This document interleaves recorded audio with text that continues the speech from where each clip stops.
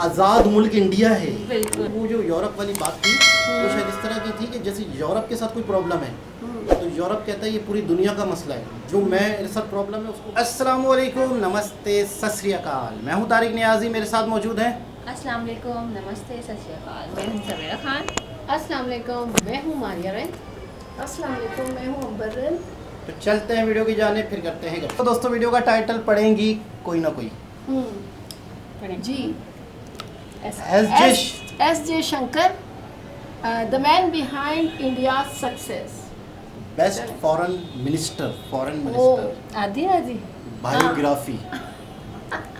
आज हमने मिलकर पढ़ा। अब हम में से ज्यादातर लोग यह सोचते हैं कि इंडिया को एक ग्लोबल पावर बनाने के पीछे प्राइम मिनिस्टर नरेंद्र मोदी जी का हाथ है, लेकिन ये पूरा सच नहीं है, क्योंकि वर्ल्ड स्टेज पर अगर इंडिया को पहचान दिलाने में सबसे इम्पोर्टेंट रोल अगर किसी ने प्ले किया है तो वो है foreign minister doctor S Jaishankar जी।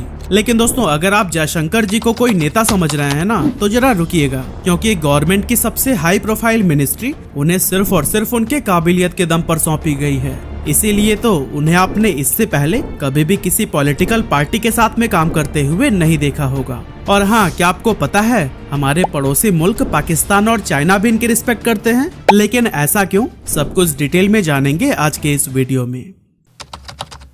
अब दोस्तों, वैसे तो सुब्रमण्यम जयशंकर जी की फैमिली तमिलनाडु से बिलोंग करती थी, लेकिन काम के सिलसिले में उन्हें दिल्ली शिफ्ट होना पड़ा और वहीं दिल्ली में ही 9 जनवरी 1955 को उनका जन्म हुआ था।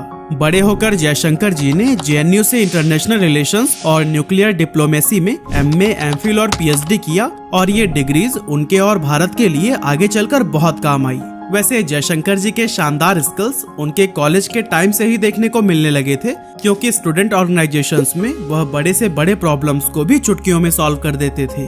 पीएचडी करने के बाद से 1977 में जयशंकर ने इंडियन फॉरेन सर्विस यानी कि आईएफएस ज्वाइन करके ऑफिशियली अपना डिप्लोमेसी करियर स्टार्ट किया। अपने करियर के शुरुआती 20 सालों में उन्होंने इंडिया के अब्रॉड मिशंस के तहत काफी सारे देशों जैसे मॉस्को, श्रीलंका, बुडापेस्ट, हंगरी और जापान में अलग अलग पोजीशंस पर काम करते हुए अपने स्किल्स को निखारा। और अब टाइम आ चुका था कुछ बड़ा करने का।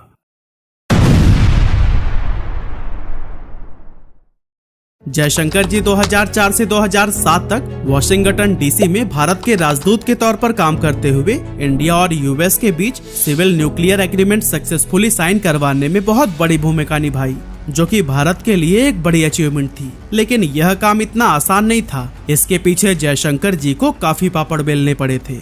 एक्चुअली बात यह है कि उस टाइम पर यूएस नॉन प्रोलिफरेशन पॉलिसी यानी कि न्यूक्लियर वेपन का डिस्ट्रीब्यूशन कंट्रोल करने वाली पॉलिसी को स्ट्रिक्टली फॉलो करता था। लेकिन इंडिया ने 1974 और 1998 में बिना एनपीटी साइन किए ही इस पॉलिसी के अगेंस्ट जाकर न्यूक्लियर टेस्ट कंडक्ट किए थे, जो कि इनके नियमों का उल्लंघन था। Actually nuclear non proliferation territory एक ऐसी इंटरनेशनल टेरिटरी है जिसका काम है न्यूक्लियर वेपन्स के स्प्रेड्स को रोककर दुनिया में शांति कायम करना। लेकिन इंडिया ने चूंकि उनके नियम को तोड़ा था, इसीलिए यूएस इंडिया के साथ न्यूक्लियर एग्रीमेंट साइन नहीं करना चाहता था। इसके अलावा काफी सारे लॉ मेकर्स और एडवोकेट भी इस डील के खिलाफ थे। हालांकि इतने सारे दिक्कतों के बाद भी डॉक्टर जयशंकर ने हार नहीं मानी। उन्होंने ऐसी अनोखी स्ट्रैटेजी बनाई कि यूएस को इस डील के लिए मानना ही पड़ा। असल में जयशंकर जी उस समय पर यूएस में एक इंडियन एम्बेसडर के रोल में काम कर रहे थे और इसी रोल की वजह से ही उनको यूएस के पॉलिसी मेकर से बात करके उनके डील रिलेटेड प्रॉब्लम्स को सॉल्व करने का मौका मिल गया।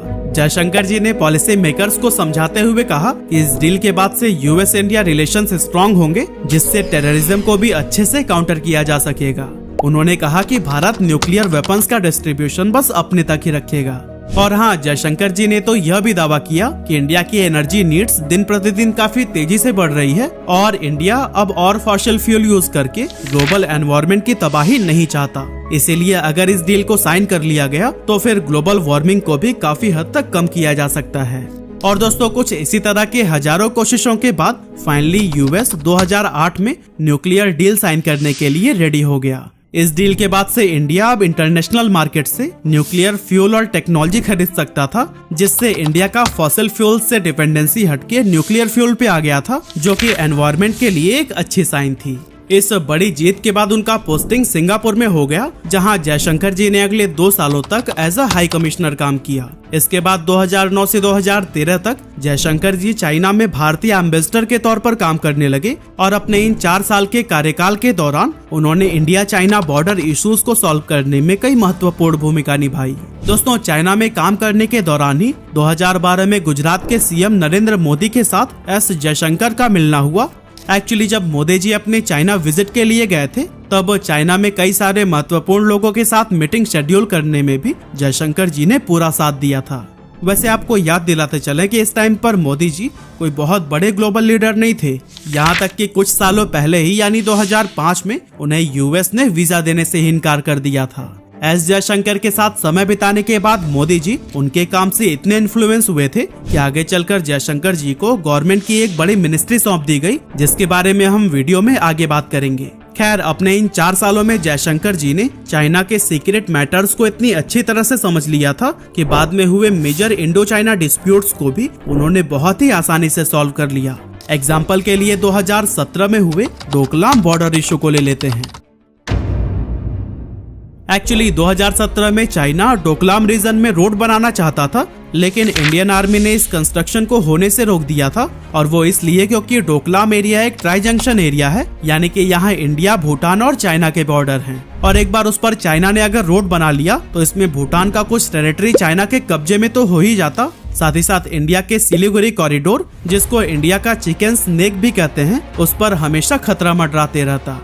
और दोस्तों, चाइना के साथ वॉर में सिलीगुड़ी कॉरिडोर लूज करने का मतलब है पूरी नॉर्थ ईस्ट से हाथ धोना, और इंडिया अपने जमीन का एक भी टुकड़ा किसी को क्यों ही देना चाहेगा। इस सीरियस बॉर्डर इशू को सॉल्व करने के लिए एस जयशंकर ने सबसे पहले ट्राइलेटरल डिप्लोमेसी कंडक्ट किया, जिसमें जयशंकर ने भूटान और चाइना ऑफिशियल्स के साथ में बातचीत करनी शुरू की। इसी बातचीत के दौरान ही एस जयशंकर ने भूटान की टेरिटरी को प्रोटेक्ट करने का वादा भी किया था। जयशंकर की बातों से चाइनीज ऑफिशियल्स बहुत इन्फ्लुएंस हुए, और एक सीनियर ऑफिसर ने तो यहाँ तक कह दिया कि जयशंकर एक डिप्लोमेट की तरह नहीं बल्कि सोल्जर की तरह बात करते हैं। और दोस्तों, जयशंकर के इन्हीं एफर्ट से ही चाइना ने अपनी आर्मी को पीछे खींचने के साथ साथ डोकलाम रीजन में रोड कंस्ट्रक्शन का भी काम रोक दिया। यहाँ जयशंकर जी की ग्रेट नेगोशिएशन स्किल्स की तारीफ खुद दुश्मन देश की आर्मी करती हुई दिखाई दी, और ये जयशंकर जी की ही नहीं बल्कि पूरी इंडिया की जीत थी। खैर, जैसा कि हम जानते ही हैं कि कुत्ते की पूंछ 1000 सालों तक एक सीधी पाइप में रखने के बाद भी टेढ़ी की टेढ़ी ही रहती है, वैसे ही कुत्ते की पूंछ की तरह ही चाइना भी अपने हरकतों से बाज नहीं आता। चाइना ने फिर से 2020 में एक वायलेंट बॉर्डर इशू कर दिया, जिसको हम लद्दाख बॉर्डर टेंशन के नाम से जानते हैं। असल में जून 2020 में चाइनीज आर्मी लद्दाख के गलवान वैली में घुसकर इंडियन आर्मी पर अटैक कर देते हैं। यहाँ पर इंडिया और चाइना के बीच में वायलेंट बैटल हुआ, जिसमें दोनों साइड्स के काफी सारे सोल्जर्स की मौत हुई। इस बॉर्डर इशू को सॉल्व करने के लिए फिर से जयशंकर आगे आते हैं, और इस बार जयशंकर जी ने बॉर्डर टेंशंस को कम करने के लिए डायरेक्टली चाइना के फॉरेन मिनिस्टर वांग यी से बात की, और साथ ही चाइना से 5 पॉइंट एग्रीमेंट भी साइन करवाया, जिसमें साफ साफ लिखा था कि चाइना अभी तक हुए सभी Indo China agreement and protocols को मानेगा, और फिर कभी भी अगर बॉर्डर टेंशन हुई तो उसे बातचीत से सॉल्व करेगा, ना कि अटैक से। जयशंकर जी यही नहीं रुके, उन्होंने इस मुद्दे को इंटरनेशनल फोरम्स में भी उठाया, और इंटरनेशनल सपोर्ट से इस टेंशन को कम करने में हेल्प मिला। और दोस्तों, जयशंकर जी के इन्हीं प्रयासों की वजह से ही 2021 में चाइना ने LAC के पास से अपनी आर्मी को पीछे खींच लिया था। अब दोस्तों, अगर थोड़ा पीछे आए तो 2014 में इंडिया के जनरल इलेक्शन में बीजेपी मेजोरिटी से जीत जाती है, और नरेंद्र मोदी इंडिया के प्राइम मिनिस्टर बनते हैं।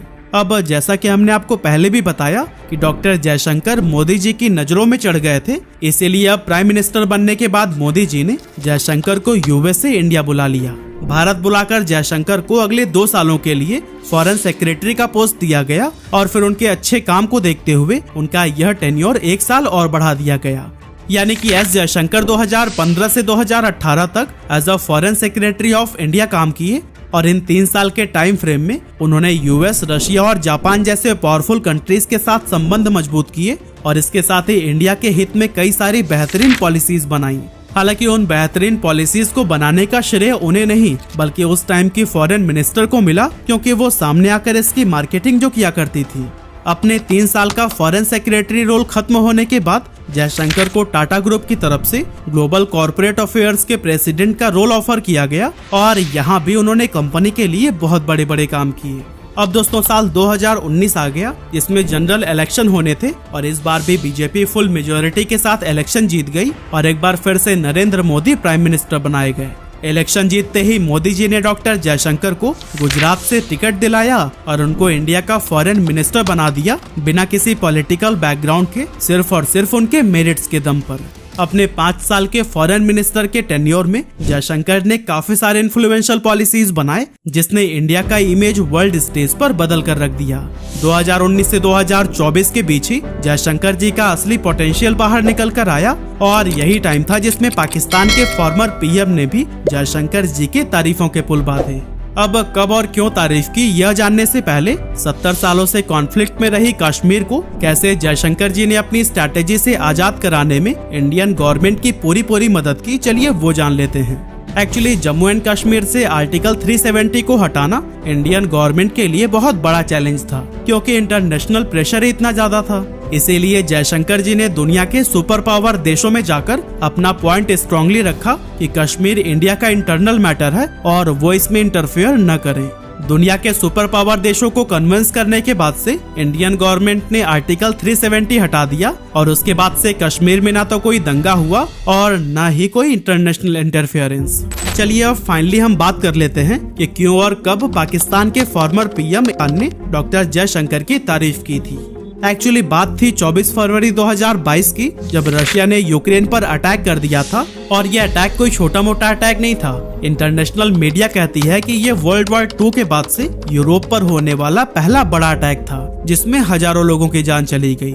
रशिया के इस बिहेवियर को देखते हुए यूएस ने रशिया पर कई सारे सैंक्शंस यानी कि प्रतिबंध लगा दिया। आसान शब्दों में कहा जाए तो रशिया के साथ कोई भी देश बिजनेस नहीं कर सकता था और जो देश करेगा उससे भी यूएस के संबंध खराब हो जाते। यूएस के इस डिसीजन से दुनिया में ऑयल का प्राइस आसमान छूने लगा, क्योंकि रशिया दुनिया में ऑयल का सबसे बड़ा एक्सपोर्टर है। अब जैसा कि आप जानते हैं कि कई सारी चीजें डायरेक्टली और इनडायरेक्टली ऑयल पर ही डिपेंडेंट होती हैं, इसीलिए ऑयल का प्राइस बढ़ने के साथ ही दुनिया में इन्फ्लेशन यानी कि महंगाई भी बढ़ने लगी और भारत में इसी बढ़ती महंगाई को रोकने के लिए इंडिया ने स्मार्ट कदम उठाया, जिसमें डॉक्टर जयशंकर का बड़ा हाथ था। जैसे कि इंडिया ने रशिया यूक्रेन कॉन्फ्लिक्ट में किसी का भी साइड न लेने का चूज किया, जिसकी वजह से इंडिया रशिया और वेस्टर्न वर्ल्ड से अपनी अच्छी रिलेशन को मेंटेन कर पाया।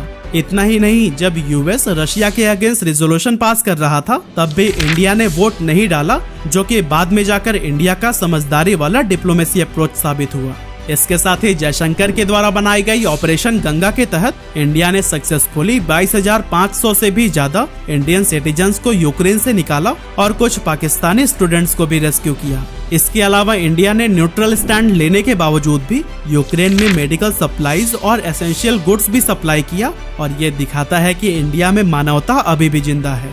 खैर, यूएस के रशिया पर सैंक्शंस लगने के बाद भी इंडिया ने रशिया से ऑयल खरीदना बंद नहीं किया और फिर जब वेस्टर्न कंट्रीज ने इंडिया से इस पर सफाई मांगी तो फिर आगे से डॉक्टर जयशंकर ने उनको समझाते हुए कहा कि इंडिया की ह्यूज पॉपुलेशन को सस्ते ऑयल की जरूरत है, जिसकी वजह से और भी कई सारी चीजें सस्ती होंगी और इंडिया में इन्फ्लेशन कंट्रोल में रहेगा। और दोस्तों, इस इवेंट के कुछ समय के बाद जयशंकर ने मीडिया इंटरेक्शन के दौरान एक ऐसा आइकॉनिक बयान दिया जिससे पूरे यूरोपीय देशों को सांप सूंघ गया। आप खुद ही देखो और सुन लीजिए। Europe has to grow out of the mindset that Europe's problems are the world's problems, but the world's problems are not Europe's problems. इस वीडियो के कुछ ही महीनों बाद इमरान खान ने भी जयशंकर के इस बयान की तारीफ की। तो ना, मैं जिनको समझ नहीं आए मैं समझाऊं। ये फॉरेन मिनिस्टर को उन्होंने कहा कि रूस से तेल ना खरीदो।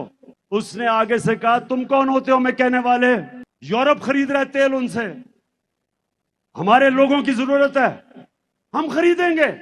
ये होता है आजाद मुल्क। और दोस्तों, कुछ ऐसे ही एस जयशंकर ने अपने 5 सालों के विदेश मंत्री के रोल में बड़ी बड़ी पॉलिसीज बनाकर भारत को वर्ल्ड स्टेज पर एक नई पहचान दिलाई और इसी वजह से आज वो भारत के सबसे महान फॉरेन मिनिस्टर बन पाए हैं। इसीलिए मोदी जी के तीसरे कार्यकाल में भी उन्हें सेम पोस्ट दिया गया है। अब देखना ही होगा कि आगे एस जयशंकर जी क्या क्या कमाल दिखाते हैं। वैसे चाणक्य ने एक बहुत बड़ी बात कही थी कि जब भी कोई राजा वॉर जीते तो पूरा श्रेय राजा को जाता है, लेकिन जीत के पीछे असल हाथ राजा के मंत्रियों का होता है। इसीलिए राजा के साथ इनको भी बराबर का श्रेय और सम्मान मिलना चाहिए। और दोस्तों, इन्हीं लाइंस ने ही मुझे एस जयशंकर के लाइफ को आप लोगों के सामने लाने के लिए मोटिवेट किया।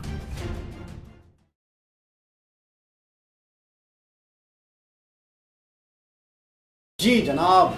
अच्छा, मैं जो हूँ इन्हें सरसरी तौर पे समझाता रहता था, लेकिन मेरा समझाना तो मेरे ही समझाना होगा, हाँ वो करके।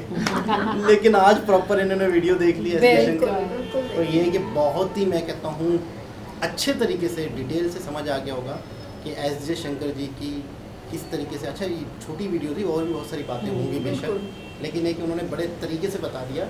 अच्छा, सबसे पहले तो प्राइम मिनिस्टर नरेंद्र मोदी जी की ईमानदारी यहीं से जाहिर हो जाती है जब इंसान वज़ीर आज़म बनता है। मेरी पार्टी आ गई, अब यकीन करें मैं उन बंदों को लाऊंगा जो मेरे पार्टी में थे, जिन्होंने मेरी पार्टी में जो वोट करवाए, किसी तरीके से वो मेरा था कोई, तो उन्हीं को मिनिस्ट्रियाँ बंटती है ना, ऐसा ही है। इन्होंने इतनी बड़ी पोस्ट ऐसे बंदे को दी जो इस मुल्क का सबसे ज़्यादा एक्सपीरियंस वाला बंदा था, जो ये काम सबसे बेहतर कर सकता था बगैर किसी पॉलिटिकल बैकग्राउंड के। उन्हें वो ओहदा दिया, यही सबसे बड़ी ईमानदारी की बात है। सबसे बड़े खैर ख्वाह मुल्क के। चाइना में फर्स्ट टाइम मुलाकात हुई उनकी, बड़े खैर ख्वाह। फिर उन्हें, अच्छा देखो ना, वहाँ मेरिट पे काम हो रहा है हमारे हाँ, देखिए ना, ये तो तरक्की तो फिर करेगा ना। ईमानदारी जब काम ईमानदारी हो से रहा किसी है, भी मुल्क में काम होगा तो वहाँ तरक्की लाजमी है। जितने भी लोग हैं वहाँ के, वो सब मुखलिस है अपने कंट्री के साथ, अपने कंट्री के जितने भी लोग हैं उनके साथ, तो जाहिर है फिर उन्हें तो, हमारे यहाँ तो नहीं होता ना यार। अवाम हुक्मरान के साथ मुखलिस से और हुक्मरान अवाम के साथ मुखलिस। जब हुक्मरान अवाम के साथ मुखलिस है तो जाहिर सी बात है अवाम तो होगी ना। जब मोदी जो मिस्टर मोदी वो अवाम के लिए इतना सब कुछ कर रहे हैं, इतना सिंसियर है उनके साथ, तो जाहिर सी बात है अवाम तो बोले ही थे इनकी जान भी हाजिर है हमारी। जब भी हमने अक्सर देखा ना कि मोदी जी जब किसी शहर में पहुंचते हैं, जब तो गाड़ी इतना उनसे प्यार जताया जा रहा होता है, यही सारे वहाँ ऑनेस्ट है। सेकंड, मेरिट पे काम हो रहा है, लॉयल है ना, तो मेरिट पे काम हो रहा है तो ऑटोमेटिकली तरक्कियाँ होंगी, खुशहाली आएगी, तो वो उनकी कंट्री में आ रही है। अच्छा, वो वाला इमरान खान वाला क्लिप कि इमरान खान ने जब बाकायदा दुनिया को बताया कि आज़ाद मुल्क इंडिया है। बिल्कुल। कैसे आज़ाद है? जब वो बात करता है कि, अच्छा वो जो यूरोप वाली बात थी वो शायद इस तरह की थी कि जैसे यूरोप के साथ कोई प्रॉब्लम है तो यूरोप कहता है ये पूरी दुनिया का मसला है, जो मेरे साथ प्रॉब्लम है उसको मानो और जब मैं कहूँ वही करो। तो एस जयशंकर ने कहा कि दुनिया की प्रॉब्लम यूरोप की प्रॉब्लम नहीं है। जब मेरे कंट्री के लोगों को सस्ता तेल चाहिए, मैं रशिया से किसी से भी खरीदूं, मेरी मर्जी, मैं अपने आवाम का भला देखूंगा या तेरी सुनूंगा। नहीं, ये बात सच है। लेकिन बाकायदा हम अपने कंट्री के फैसले, अपनी आवाम की ज़िंदगी के बेहतरी के फैसले हम अपनी मर्जी से नहीं कर सकते।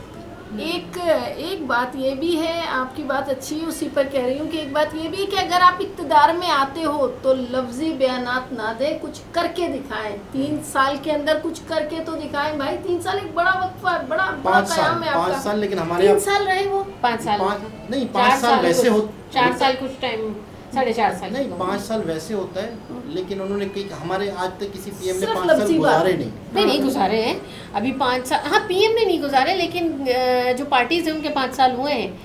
2018 तक जो है वो नून लीग के हुए थे, उससे पहले आप पीपल्स पार्टी चल जाए, 2008 से 2008 ये है कि खान साहब की बातें तो बहुत अच्छी थी, बट खान साहब कुछ करते उनके 4.5 साल का एक अरसा बहुत होता है। कुछ भी नहीं हुआ, सिर्फ लफ्ज़ी कलामी बातें हुई हैं। बहरहाल छुआ तो जो भी आया, किसी ने कुछ करके नहीं दिखाया। और अब जो बैठे हुए इन्होंने कौन सा 30 मार खाए, इन्होंने क्या करा? अच्छा। इन्होंने कहा था रशिया से तेल का जहाज आ रहा है, अभी तक आया नहीं। अभी तक आया नहीं। छोड़े, इस बार तो मुझे मिनिस्टर बना दे, देखे कुछ तो करूं, कुछ तो हमारा जहाज अभी रास्ते में निकल रहा है। एस जयशंकर साहब से, खान सर से। अच्छा, आपने 4 वीडियो देखी और आपके लिए मैंने कुछ तो सीखा, मुझे प्राइम मिनिस्टर बनाते।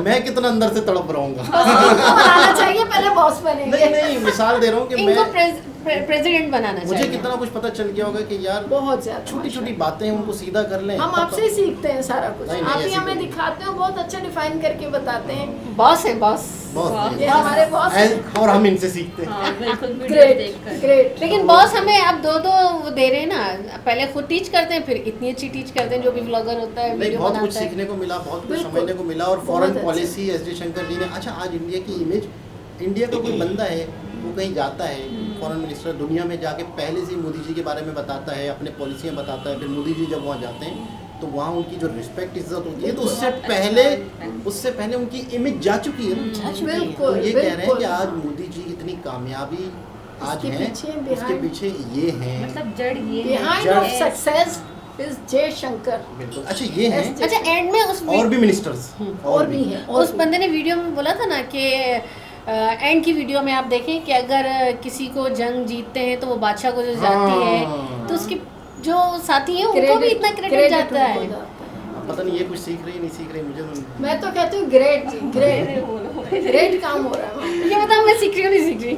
ना सीख रहे हैं, ये पता नहीं सीख रही नहीं सीख रही, ये सोच रही है, ये अंदर नहीं अंदर तो क्या सोच रही हूँ, कुछ नहीं सोच रही यार। वाकई हमने तो ऐसे शंकर की काफी वीडियोस देखी हैं, तो मुझे तो पता है पहले अल्लाह देखिए ताला ये- हमारे हुक्मरानों को भी हिदायत दे और वो बिल्कुल भी ऐसे। अल्लाह करे कि इसी तरह मुखलिस हो, लेकिन आवाम भी मुखलिस हो। ये जो आवाम आई हुई बसों के अंदर गंद कर रही है ना, यहाँ कहीं गुटखा कहीं छाली, तो ये और ये तोड़ फोड़ गंदगी, ये बसें बहुत मैं तो पता है इसमें चीज़ को अच्छी क्या समझता हूँ, मैं तो मुझे अब कोई बंदा गाली गलौज भी कर रहा होता है तो मुझे उस पर गुस्सा नहीं आता। क्यों? मेरा ये हाँ क्यों हैरत है ना, मुझे लगता है ना समझ, इसे पता ही नहीं कि सफाई क्या होती है, क्या होती है, इखलाक क्या होता ये है, बात। बिहेवियर क्या होता है, किसी को रास्ता देना क्या होता है। मुझे ऐसा लगता है इनको पता ही नहीं है। हम लोग एक ऐसे गाँव में पले बड़े हैं जिस गांव का निज़ाम ही ऐसा है, तो मुझे लगता है कि ये मासूम है। यार ये फॉर्मूला बड़ा अच्छा बताया, आज से मैं बस यही यूज और अल्लाह करे जो मासूम इंडिया लगता में है। इतनी प्यारी प्यारी ट्रेन्स हैं, इतने हुकूमत ने इतनी अच्छी फैसिलिटीज आप लोगों के लिए कि अल्लाह करे वो भी इतने ही साफ सुथरे रहें जितना उन्होंने बना कर दिया है, क्योंकि आवाम ही सब कुछ कर सकती है। हुकूमत का काम तो सिर्फ आपको गिफ्ट करना। अच्छा उनकी गिफ्ट मजे को की बात संभालना है ना, आपका काम। वो जो गिफ्ट बना रहे हैं अपनी आवाम को दे रहे हैं, वो उनके घर में ही बन रहा है। आप लोग खुश नसीब हैं भाई। तो बहुत ऐसी ज़बरदस्त, गिफ्ट बहुत अच्छा लगा एस जयशंकर जी के बारे में आज इनको जानने को मिला। दोबारा किसी और वीडियो के साथ आपसे मुलाकात होती है, जब अल्लाह तक के लिए हाफ़िज़। अल्लाह हाफ़िज़।